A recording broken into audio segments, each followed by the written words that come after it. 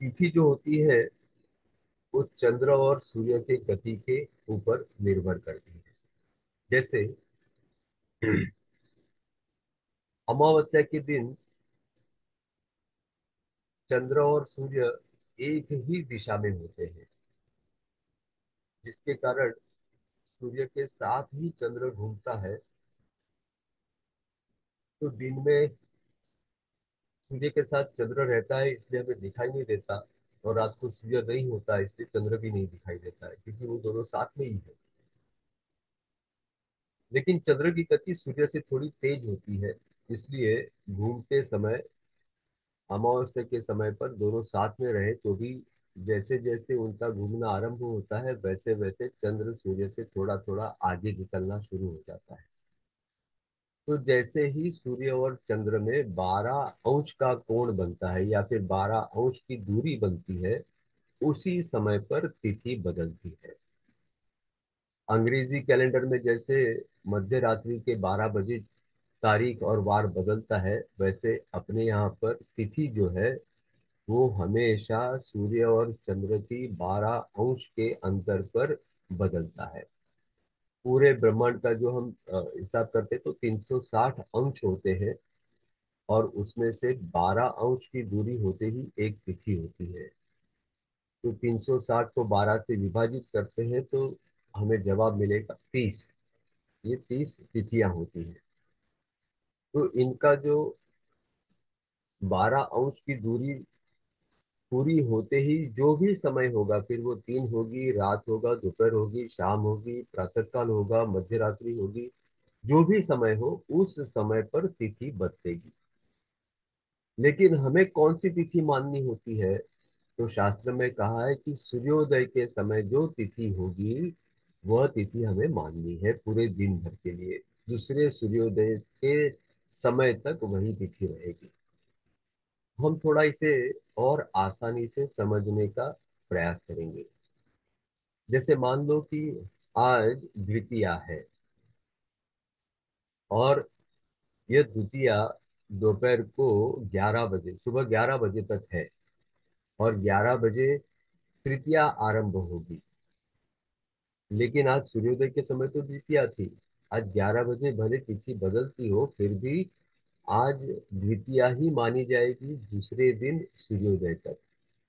तो आज तृतीया तो बदल गई सुबह 11 बजे, वह दूसरे दिन 11 बजे या साढ़े 11 बजे, साढ़े 10 बजे, कोई भी समय होगा, हम उदाहरण के लिए 10:30 पकड़ लेते हैं। तो आज 11 बजे ये द्वितीया समाप्त होगी, तृतीया आरंभ होगी, और कल वो 10:30 बजे, सुबह 10:30 बजे वो समाप्त होगी, और चतुर्थी आरंभ होगी। तो हमें आज तो हम द्वितीया ही मानेंगे, और कल सूर्योदय के समय तृतीया है तो वो कल के लिए, वो पूरे दिन के लिए तृतीया मानी जाएगी। अभी हमारे जिन्हें पंचांग देखने का आदत होगी तो उन्हें, या फिर जो हमारे उत्सव भी होते हैं, जैसे अभी नवरात्रि में एक दिन अधिक हो गया था, या अभी दिवाली में भी एक दिन अधिक हो गया था। तो कुछ तिथियां जो होती है वो 2 बार आ जाती हैं लगातार, और कुछ तिथियां जो है वो अपने पंचांग से गायब भी हो जाती है। ये ऐसे क्यों हो जाता है? तो उसका भी कारण थोड़ा सा भले हमें अभी तुरंत ध्यान में नहीं आए, लेकिन समझने की हम कोशिश करेंगे। वो इतना ज्योतिष शास्त्र के लिए अभी तुरंत याद रह जाए इतना भी आवश्यक नहीं है, लेकिन हमें जानकारी तो अवश्य होनी चाहिए। जो एक तिथि है वो दूसरी दिन भी वही तिथि गिनी जाती है, उसे वृद्धि कहते हैं। और एक तिथि बीच में से गायब हो जाती है जिसे क्षय तिथि कहते हैं। मान लो आज द्वितीया है और कल चतुर्थी हो जाती है, तृतीया बीच में से गायब, गायब कैसे हो जाती है? या फिर कोई तिथि 2 बार कैसे आती है? तो कोई भी तिथि लगातार 2 सूर्योदय तक रहती है उसे वृद्धि तिथि कहते हैं। उदाहरण के लिए देखते हैं, तो आज का सूर्योदय मान लो 6:30 बजे है, और आज ही सुबह 6 बजे एक तिथि बदल गई। तृतीया थी और द्वितीया समाप्त होगी 6 बजे, सूर्योदय के आधा घंटा पहले। तो आज तृतीया हो गई, क्योंकि सूर्योदय के समय तृतीया है, और तृतीया का समाप्ति का समय है दूसरे दिन की सुबह 7 बजे। यानी 6:30 बजे तो सूर्योदय हो चुका है।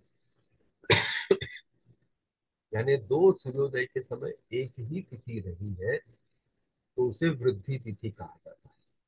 वैसे ही क्षय तिथि ऐसा होता है कि सूर्योदय के बाद शुरू हुई और दूसरे दिन के सूर्योदय के पहले समाप्त हो गई।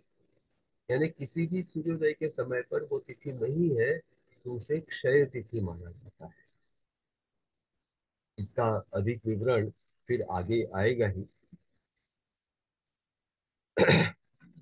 उसके बाद हम देखते हैं तो हमारे जो तिथियां होती हैं उनके हमने कुछ नाम दिए हैं। कुल वैसे देखा जाए तो 16 नाम है, जिसे हम प्रतिपदा से आरंभ करते हैं।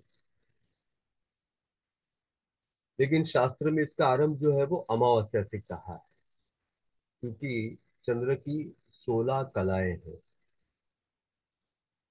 अमावस्या के दिन हमें चंद्र दिखता नहीं है, लेकिन फिर भी उसकी 16 में से, यानी चंद्र जो पृष्ठभाग हमें दिखता है उसके समान 16 भाग करते हैं, तो हर भाग को कला यह नाम दिया है। तो पूर्णिमा के दिन हमें पूर्ण चंद्र दिखता है, तो हम उसे कहते हैं 16 कला के साथ खिला हुआ चंद्र है।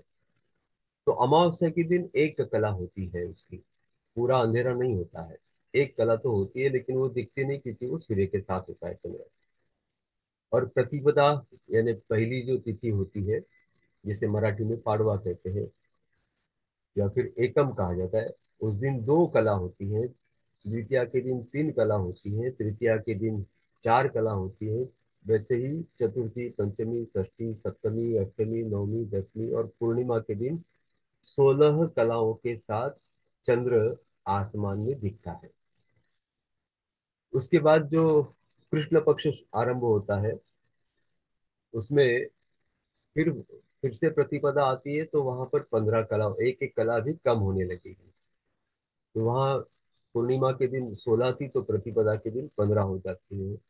द्वितीया को 14 कला, तृतीया को, त्रयोदशी को, द्वितीया को 13 कला, चतुर्थी को 12 कला, पंचमी को 11 कला, ऐसे करते करते फिर से अमावस्या को एक कला पर ये चंद्र आ जाता है।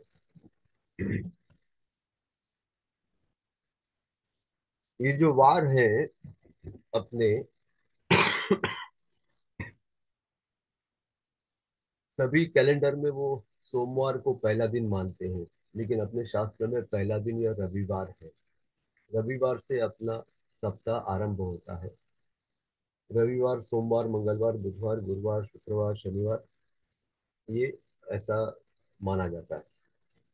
तो इसका क्रम ऐसे ही क्यों आया है, इसके पीछे का भी एक पूरा शास्त्र है। वो आज हमें आवश्यक नहीं है, वो विषय आगे और भी विस्तार से आएगा।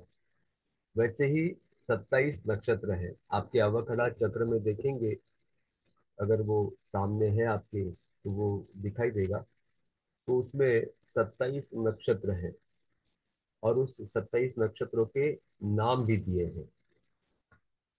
ये नक्षत्र के नाम कैसे आए हैं, तो पूरे 360 अंश का जो ये यूनिवर्स है, उसको 27 समान भागों में बांटा है।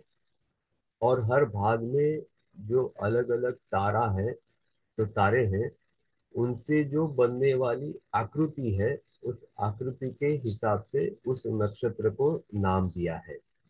जैसे अश्विनी, भरणी, अश्विनी का अर्थ होता है घोड़ा, भरणी का अर्थ होता है त्रिकोण, या कृतिका जो होता है वो अग्नि ज्वाला जैसा, रोहिणी जो है वो शतक है, मृगशीर्ष जो है वो अ, हरण का मुख है, जिसे मृगशीर्ष कहा है। वैसे अलग अलग नक्षत्र के जो नाम है, वो उस क्षेत्र में उसके लिए जो 27वां जो भाग है, उस भाग में जो तारे हैं उनसे बनने वाली जो आकृति होती है, उस आकृति के कारण उसे वह नाम दिया है।